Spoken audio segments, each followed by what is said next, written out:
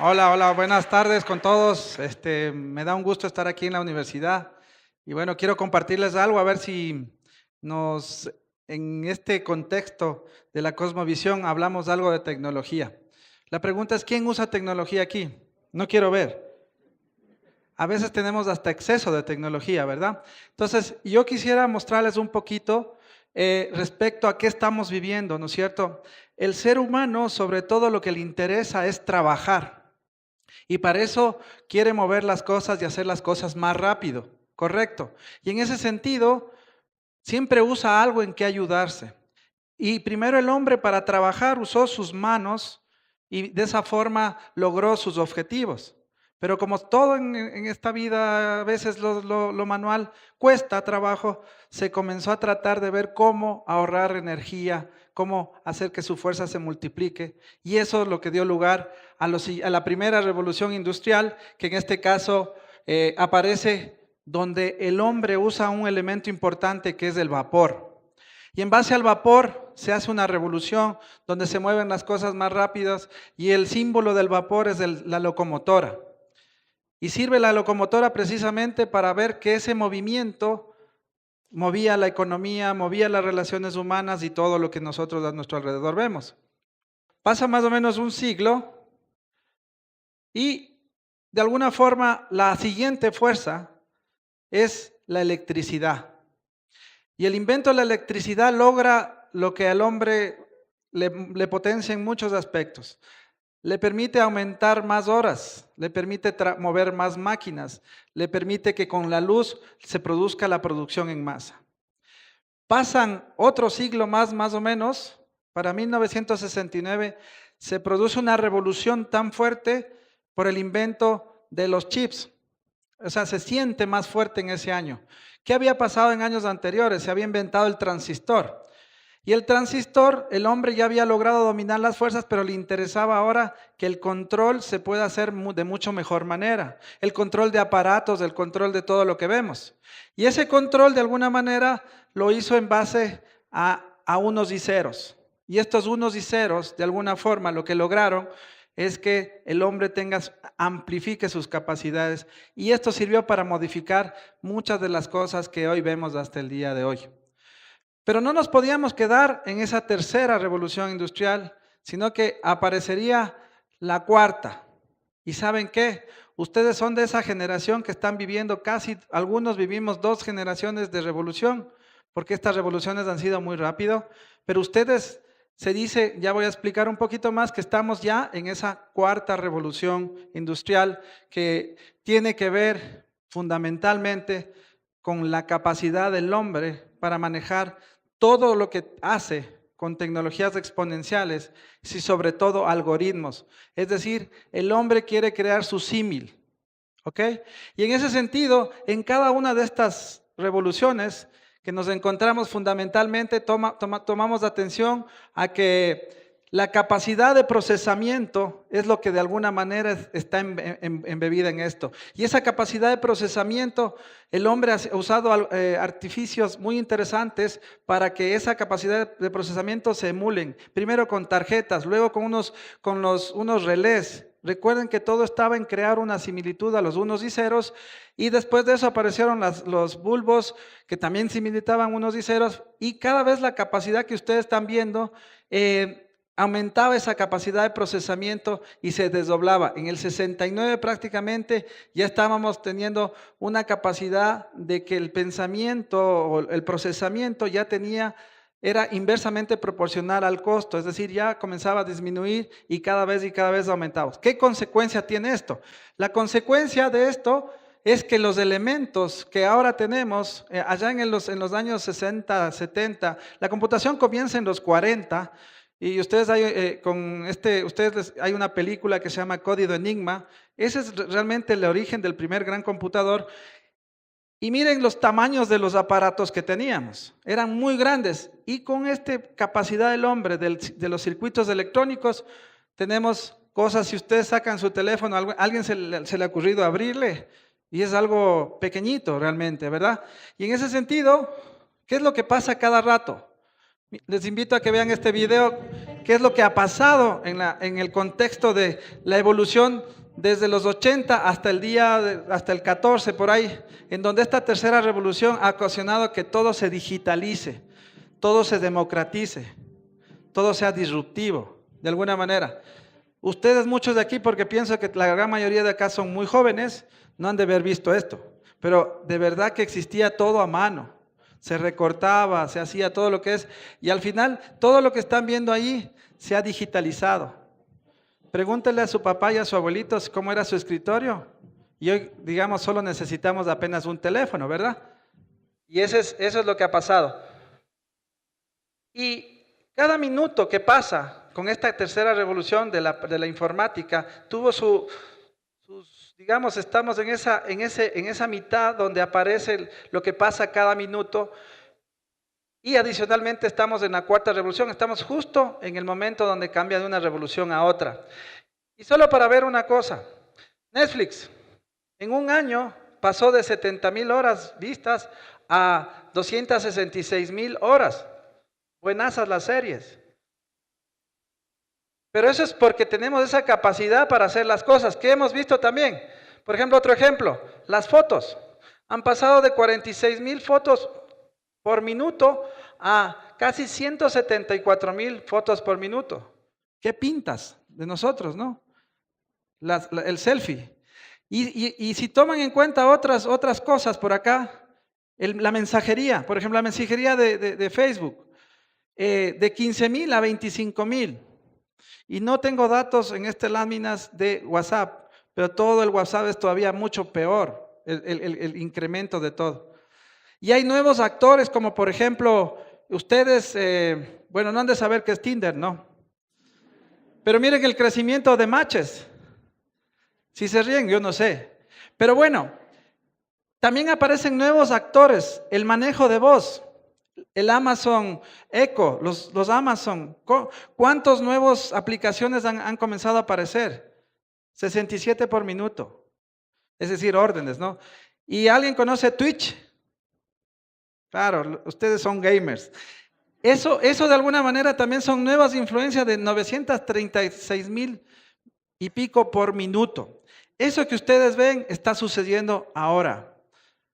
Y eso cuando aparece esta revista, el Economist, y aparece todo lo que se llama este dibujo, y dicen la tercera revolución industrial, cuando en realidad sí cuentan 1, 2, 3, 4, en realidad, luego le conocen como revolución 4.0, se manifiesta cómo la capacidad del hombre tiene nuevamente para ahorrar energía y para crear cosas a partir de la informática y usando tecnologías. Hace alusión a la impresión 3D. Y ahí comienza esta revolución que básicamente es una convergencia de los dos mundos, de los mundos físicos, biológicos y digitales. Si no, fíjense en su cuerpo, ya el teléfono es parte de uno, ya hay implantes, ya hay cosas, en fin. Esto está transformando este momento la humanidad. Yo siempre digo, en pocas palabras, ¿qué es la cuarta revolución industrial? La intersección entre el mundo offline y el mundo online. Y bueno, con esta cuarta revolución aparecen tecnologías potentes, tecnologías que son exponenciales, que dan lugar a economías exponenciales, que dan lugar a economías colaborativas, que dan lugar a economías naranjas, en fin. Y aparece, por ejemplo, las comunicaciones en los teléfonos 5G o lo que llamamos del Internet de alta velocidad. ¿Qué más aparece? El Internet de las cosas y de las nanocosas, es decir, todo el mundo ahora está rodeado de sensores. Ustedes no se dan cuenta, pero tienen sensores. Su propio teléfono está sensando por dónde te mueves, por dónde te va, etc. Hoy en día lo que más vale en las empresas no es los activos, es los datos. Es el tema de la información de los datos, la Big Data. Y tenemos la revolución de los materiales. Hoy se puede imprimir todo, incluyendo órganos con compuestos especiales. Y hay un material muy interesante que tengo la experiencia de tener una iniciativa, el grafeno. Entonces el grafeno es aquello que nos vemos en las películas que las ventanas se doblan, son más duros que el acero, el Iron Man y todo eso que vemos. Básicamente eso es la consecuencia del grafeno, más fuerte que el acero, más conductor, los chips ya dejan de ser de silicio y aparecen en el grafeno. Es un compuesto que permite sensar más rápidamente cosas y con cosas chiquitas. En fin, la inteligencia artificial, ni qué decir. Ustedes tienen componentes en sus teléfonos, si usan iPhone, Siri, si usan otro, lo que sea, y es una formita de inteligencia artificial solo para lenguaje natural, porque hay muchas cosas más en este tema. La biotecnología del ADN. ¿Quieres tener ojos verdes, que tu hijo tenga ojos verdes? Podemos hacer algo, ¿no? Si el papá es bien feo, no. En ese sentido, la robótica también. Hay muchas empresas como Boston Robotics que cada vez los videos que suben y que manejan son realmente impresionantes de cómo la capacidad del robot ya es prácticamente humana para cargar, para manipular, en fin. Los vuelos espaciales. ¿Ustedes se han preguntado alguna vez por qué van la gente al espacio? Para que le digan, ves, qué buen tipo lo logró. No. Porque arriba hay fácilmente materiales, hay oro, hay titanio, hay formas de poder vivir. ¿Sí? También en caso de una emergencia de nuestro planeta sufra algo malo. Autos autónomos y eléctricos. Ya es una realidad, en Quito ya hay algunos. Autos autónomos en Quito con los taxistas y todo eso, no sé. Pero de que algún rato tendremos. Drones para todo tipo de cosas. El blockchain. ¿Alguien ha escuchado del blockchain? Sí, unos poquitos. Bueno, ya luego les explico qué es. Básicamente, en esencia, esto va a cambiar muchas relaciones de interacción del intercambio del valor. Es una tecnología para que una red valide transacciones, en resumen. Y lo que más se conoce de esto es sus aplicaciones, como por ejemplo el Bitcoin y las criptomonedas, así como aplicaciones que hay en este contexto que ya vamos a ver al final qué es lo que está afectando y todo. Fundamentalmente esto está generando cambios en la economía, cambios en las formas de trabajo, porque el blockchain, en puras palabras, es el sistema operativo de la verdad o el sistema operativo de la confianza, ¿sí? Y energía renovable. Tantas formas del hombre está tratando de replantearse su consumo de su matriz energética y se están creando nuevos elementos. Y ahí entra también el grafeno. Yo le digo Computer Vision, en donde ya todo, la realidad y la no realidad comienzan a ser irrelevantes desde el punto de vista de las aplicaciones que se tienen. Y yo les puedo decir tantas otras tecnologías que se vienen y que según hay computadores cuánticos, hay biochips, bueno, ahí pueden ustedes ver la cantidad de tecnologías que están en la curva de innovación, en las expectativas, y este gráfico que ven saca cada año Gartner para ver cuáles son las tendencias sobre las cuales la tecnología está. Y la pregunta mayor de todas, ¿sí? Es ¿cómo está afectando esto la tecnología? ¿Cuál es la cosmovisión de la tecnología? ¿Es un amigo? ¿Es un enemigo? ¿Nos va a quitar cosas? ¿Nos va a agregar cosas? Ese es el gran cuestionamiento que tenemos que ver. Y en ese sentido, hay muchas afectaciones. La primera de ellas es la economía. En la economía, fundamentalmente, hay muchas disrupciones en cuanto a estas tecnologías entran y cambian las matrices económicas. Por ejemplo, el caso del blockchain. Tenemos la capacidad de intercambiar valores a través de esta red que funciona en donde siempre hay un intermediario en toda relación de cambio de valor. Yo te vendo algo, tú me das algo. Pero ¿qué en realidad le haces? Le haces un pago con un billete. ¿Quién respalda el billete? Un banco central. O por ejemplo, no, te voy a pagar con cheque. ¿Quién respalda el cheque? El banco. O por ejemplo, voy a comprarte la casa. ¿Cómo sabes que la propiedad es real o no? Le intercambias de propiedad y le das a uno o a otro. Siempre hay alguien intermediario que va guardando el registro de tengo tanto, debo tanto, tengo tanto, debo tanto, etc. Ese registro lo mantiene una entidad centralizada. Pero a alguien se le ocurrió con un seudónimo, Satoshi Nakamoto dijo, bueno, Esto no está bien. Inventó un protocolo que se llamó Bitcoin. Y el protocolo dice que en una red todos pueden tener el registro del intercambio. ¿Y qué significa el registro del intercambio? Que cada uno de ustedes tendría el mismo registro, por lo tanto no hay necesidad del intermediario. ¿Creen que eso puede cambiar las condiciones económicas? Definitivamente sí. Y la muestra es que el Bitcoin no ha muerto y está justamente como un elemento de creación de valor y se está intercambiando. ¿En qué está basado el Bitcoin? En nada. No hay nada. Abran un billete ahorita de ustedes, los que tengan en su mano, y vean lo que dice su billete de $1. Y si no tienen un billete de $1, de 5. Si no tienen plata, véanle al de al lado. Pero véanlo, dice nota de la Reserva Federal. ¿Sí? Nota. O sea, ni siquiera es valor. Y al reverso dice, ¿en qué está basado? Nosotros confiamos en Dios. En otras palabras, está basado en la fe. Porque no está basado en el oro, no está basado en nada. Lo mismo operó el Bitcoin. Y la economía de este sentido comienza a generar una serie de elementos en donde, bueno, ya como ya salió el Bitcoin y todos quieren hacer su moneda, entonces ahora las monedas se respaldan en algo. Por ejemplo, si se produce grafeno, la producción del grafeno se puede convertir en una moneda porque hay una paridad sobre algo. También hay los elementos relacionados con los intercambios de algo. Entonces, tú le das algo y recibes algo y en vez de entregarle una moneda o un papel o un pagaré, le entregas un token. Y comienza el tema de la tokenización de los activos. Esas cosas hacen que también haya nuevas relaciones de negocio en cuanto a intercambio de valor. Por ejemplo, ya los fideicomisos no tendrían razón de ser, la intermediación de las bolsas de valores tampoco.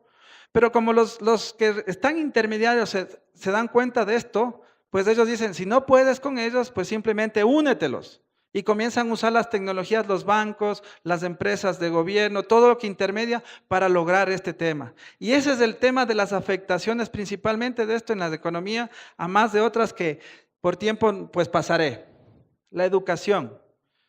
Como ya estuvo aquí Santiago, la educación es libertad, pero afecta también muchas de las cosas de la educación. Como por ejemplo, y estoy totalmente de acuerdo con la libertad, el problema es que el conocimiento se hace obsoleto demasiado rápido. Lo que ustedes aprenden en la universidad en pocos meses es obsoleto. Consecuencia de ello, ¿cuál es lo que pasa en el tema de la educación? La educación tiene que estar acorde con esta capacidad de enseñarnos a aprender y en base a skills, soft skills y capacidades para emprender, enseñar ese tipo de cosas para lograr cosas. Por ejemplo, de aquí, ¿quién quiere ser empleado?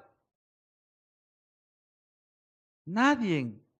Increíble. En otra charla, uno alzó la mano. Ahora usted nadie. Entonces, ¿qué debemos aprender? Aprender a emprender. Y eso es una connotación que pasa con estas tecnologías. Si estas tecnologías le pones dentro de la educación, la cosa cambia brutalmente, ¿sí? Entonces, esto es otra implicación. Y por supuesto, la aplicación del trabajo. ¿Qué pasa con el trabajo? Muchos se sienten amenazados por los trabajos y hay críticas porque dicen, por ejemplo, se dice que en los próximos años el 90% de los abogados desaparecerán. ¿Quién está estudiando leyes? Mi hijo también, aquí. Ya le dije, pero entonces la pregunta es, ¿y por qué? Bueno, va a haber necesidad de abogados especialistas, así que tienen que ser realmente buenos en un campo. Entonces, en ese sentido, el trabajo se siente afectado, pero también, de acuerdo a un estudio del G20, se dice que estas tecnologías crean 3.2 veces más trabajos que actual.